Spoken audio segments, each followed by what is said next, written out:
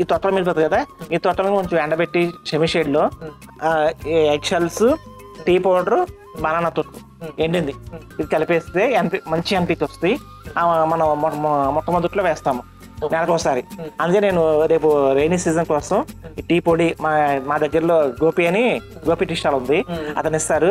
అది తెచ్చింది డైరెక్ట్ వాడకూడదండి, అది మనం కంపల్సరీ ఫిల్టర్ చేసుకోవాలి. వాటర్తో ఫిల్టర్ చేసుకొని షేడ్లో 2-3 days ఎండబెట్టుకొని తయారు చేసుకోవాలి. అట్లా నేను 2-3 times తెచ్చుకొని ఇట్లా తయారు చేసుకున్నాను, స్టోర్ చేసి పెట్టుకున్నా. ఇంట్లో మనం ఏదైతే వాడతామో అవి డైరెక్ట్ గా మొక్కలు వేయకూడదు, ఎందుకంటే మొక్కలకి మిల్క్ అలాగే షుగర్ మంచిది కాదు. సో అందుకని ఈ టీ పొడి అనేది తీసుకున్నప్పుడు వాటర్ లో కడిగి తర్వాత నీడలో ఆరబెట్టి తర్వాత యూజ్ చేస్తాను. ఇప్పుడు ఈ ఎగ్ షెల్స్, ఈ టీ పౌడర్, బనానా పీల్, ఈ 3 కలిపితే మాకు ఎన్పీకే ఫామ్ అవుతుంది. పౌడర్ లాగా చేసుకోవాలి, పౌడర్ చేసుకొని కలిపిస్తాను. అది ఒకటి. సో దీనివల్ల కూడా ఫ్లవరింగ్, ఫ్రూటింగ్ అన్ని బాగుంటుంది.